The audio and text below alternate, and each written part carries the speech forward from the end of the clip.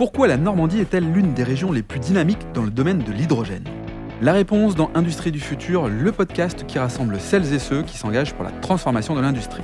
Dans ce nouvel épisode, Valérie Raï-Pounsola, déléguée générale chez Normandie Énergie, nous explique l'engagement de sa région dans la course à la transition écologique.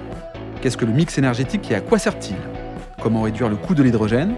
Ou encore par quels moyens Normandie Énergie favorise-t-elle la transformation énergétique des entreprises ? Valérie nous expose les différents projets à venir ou en cours dans sa région, preuve de l'engouement croissant pour la transformation énergétique par l'hydrogène.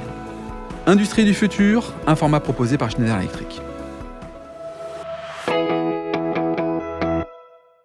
Bonjour Valérie. Bonjour Laurent. Alors Valérie, on est ici au salon Evolution à Paris, le salon de l'hydrogène à part entière. Et ça tombe bien parce que tu es à la fois délégué général de Normandie Énergie et délégué de France d'hydrogène pour la Normandie. Donc c'est très bien. On a en face à nous une experte de ce sujet-là sur un territoire. Est-ce que tu peux nous dire en 2-3 mots qu'est-ce que Normandie Énergie ? Alors Normandie Énergie, c'est un cluster qui rassemble 270 adhérents acteurs de l'énergie sur la Normandie. Ouais. On est bras armés de la région et on accompagne les projets de transition énergétique. Ok. Donc tous les ENR, les usages et donc évidemment le vecteur hydrogène. Ok, qui fait partie d'un mix énergétique, j'imagine. Exactement. On est la filière du mix énergétique normand. Ouais, et alors j'ai appris surtout que près d'un tiers de la consommation nationale d'hydrogène se fait en Normandie et en particulier dans le secteur de la pétrochimie. Alors, c'est tout à fait exact parce que, en fait, l'hydrogène existant, le marché existant, il est chez les industriels qui l'utilisent. C'est quoi ? C'est la raffinerie, ça tombe bien, on en a 2 en Normandie qui alimentent l'Île-de-France et on a 30% du marché en fait. 2 grosses plateformes européennes, ExxonMobil et Total Energy. Mais ce sont également les fertilisants, ceux qui fabriquent des fertilisants à partir d'ammoniac. Donc ce sont Yara et Borealis, 2 gros sites. Donc avec ces 4-là, rien que ça pèse un tiers. Ouais, donc c'est considérable. Est-ce que finalement la Normandie, de par sa situation géographique, contribue aussi à ce que ça soit une région dynamique sur ces sujets-là ? Alors je pense à la mer, à la terre, au vent. Explique-nous un petit peu qu'est-ce qui fait la particularité de cette région ? T'as tout compris. Ah bon, bah ça va alors. Donc t'as le marché existant qui est quand même un booster, parce que ça veut dire que ce marché va se transformer. Ouais. À côté des marchés nouveaux, qui est le marché de la mobilité au sens large, qui va d'abord être la mobilité lourde, mais également la mobilité légère, qui est un merveilleux marché potentiel monstrueux. Qu'est-ce que t'appelles mobilité légère ? Alors légère, c'est les véhicules légers. Tout simplement. Et on peut aussi ajouter les VUL, tu sais, les véhicules légers, certains genre Kangoo, tout ça, tu vois. Ok, très clair. Les utilitaires, voilà.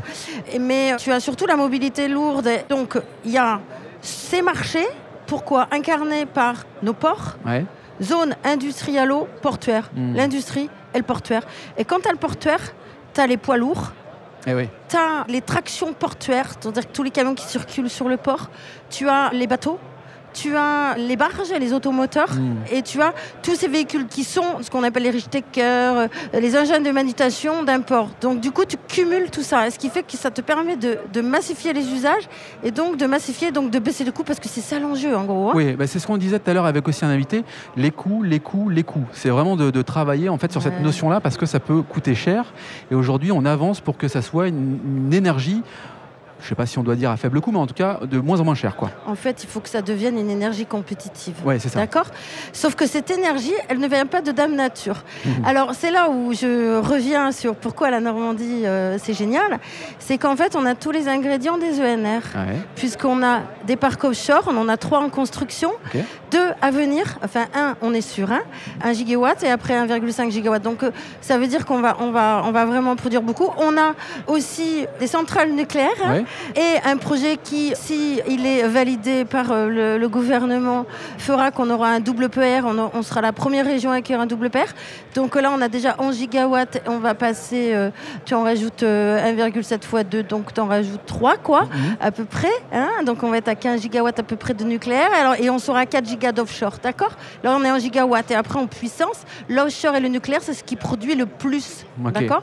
Et l'hydrogène qui est pertinent, c'est aussi l'hydrogène décarboné. C'est-à-dire qu'on parle d'hydrogène vert, donc issu des énergies dont l'électricité est issue d'énergie renouvelable, mais c'est aussi l'hydrogène décarboné. L'hydrogène décarboné, rose aussi on dit, pareil. Voilà. Moi je l'appelle décarboné, ça vient du nucléaire. Ok. Voilà. Donc, et bon, alors le solaire, c'est possible en Normandie. Là, on a de quoi aussi développer sur nos toitures, nos parkings, tout partout, ce que tu veux. Sur le foncier, mais là, moins facile. Mais ça, c'est partout. C'est pas que chez nous. Voilà. Mais du coup, alors, on voit bien le champ des possibles est conséquent et est important. Et c'est une bonne nouvelle pour à la fois le territoire et puis pour le territoire national, clairement. Au milieu de tout ça, il y a quand même les collectivités. Comment les collectivités, elles arrivent finalement à, j'allais dire comprendre, évidemment qu'elles comprennent, mais comment elles tirent leur épingle du jeu ou comment elles viennent vers toi pour se faire accompagner sur ces enjeux qui sont des enjeux cruciaux? Ouais. Alors l'enjeu, c'est la décarbonation, c'est le maître mot, et c'est là où l'hydrogène joue un rôle énorme sur la décarbonation des usages, des usages de mobilité, encore une fois. Et là, pour le coup, les collectivités, elles ont la compétence. Une agglo qui a des bus, une agglo qui a des bennes à ordures à gérer, demain, elle va faire des choix, soit biogaz, soit hydrogène, ou un mix, et souvent des mix. Et là, en Normandie, on a cette chance d'avoir 2 grandes agglos sur l'hydrogène, je parle qu'hydrogène aujourd'hui. Bien sûr. Nicolas Meyer-Rossignol qui a commandé 14 bus, ce qui n'est pas rien, c'est pas une petite commande. Et qui rentre en jeu en plus avec des obligations de pouvoir circuler dans les centres-villes avec des véhicules carbonés. C'est ça, l'enjeu en fait. Ouais. Et donc là, c'est la réglementation et qui est applicable à la métropole pour le coup. Et puis, tu as également le Havre-Seine Métropole, donc incarné par Édouard Philippe, qui a aussi commandé 11 bus plus 7 ans, donc 18 à terme, d'accord ? Donc, c'est pas neutre. Donc, ces gens-là jouent un rôle parce qu'ils ont compris qu'ils devaient jouer un rôle là. Et après, il y a les bennes à ordures. On est sur les bennes à ordures. Au national, il y en a une qui tourne. Il y a des projets. Ce qui est important, c'est qu'il y a des intentions de commande. Attention, on est en train de construire une filière. Donc, du coup, ça s'agite beaucoup, il y a du monde partout. Mais en fait, on construit, on est en train de construire, on est en train de tester, on fait des démonstrateurs. Je vais te donner un exemple. Normand. Parce qu'évidemment, moi, je défends que la Normandie. Je ne vais pas te parler de Marseille. Eh bien, on a le car, Nomad Car, opéré par Transdev.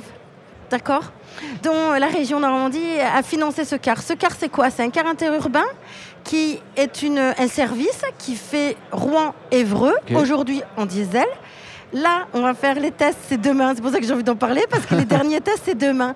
Ça veut dire que sous semestre-là, tu vois, je ne sais pas quand, parce qu'attention, on va voir, il va être, en fait, il est en test pour être certifié par l'organisme certificateur, l'UTAC, pour pouvoir embarquer des passagers. Ce car, pourquoi il est hydrogène ? Parce qu'il rejette que de l'eau, parce que tu fais le plein rapido et qu'on a la station qui va bien au Vieil-Évreux qui permet. Parce que la région a dit j'y vais. Hervé Morin, il est à fond. Et on a cette chance d'avoir cet exécutif qui est à fond avec nous. Merci Hervé. Et on a l'autonomie. L'autonomie, un service, c'est des allers-retours. C'est 400 km et qu'il faut faire un service. Donc c'est vraiment pas mal. Et là, ça embarque suffisamment d'hydrogène pour pouvoir faire 500 km. Donc on a l'autonomie.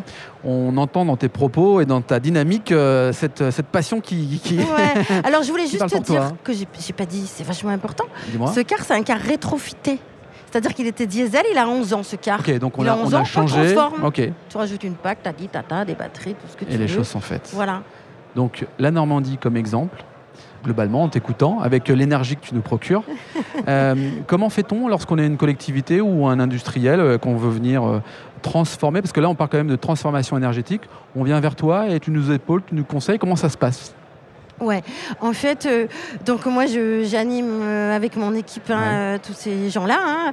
Donc nous, on a nos adhérents, sont ceux qui ont le savoir-faire. Ce sont les industriels, les équipementiers, etc. Donc en fait, nous, on est catalyseurs, tu vois. On est dans l'énergie, ça tombe bien, et dans la chimie aujourd'hui, c'est encore mieux. Et voilà, on facilite, donc on met en lien, donc on essaie de comprendre comment faire bouger un projet. On trouve des démonstrations, par exemple, sur nos ports.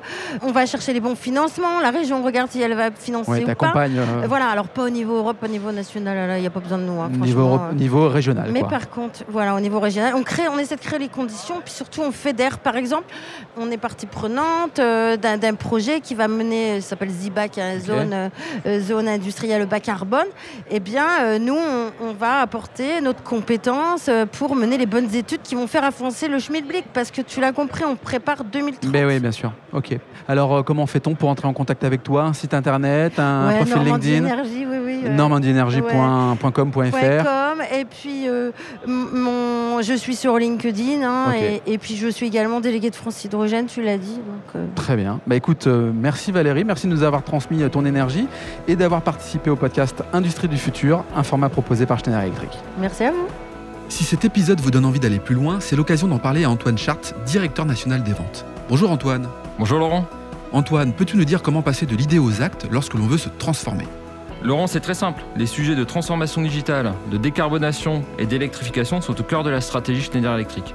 Et comme on a pu l'entendre dans ce podcast, l'ambition de Schneider Electric est d'accompagner les entreprises du territoire sur ces enjeux de transformation. Pour entrer en contact avec nous, rien de plus simple, le site internet www.se.com ou mon profil LinkedIn où je me ferai un plaisir de vous répondre. C'est très simple, merci Antoine. Merci Laurent.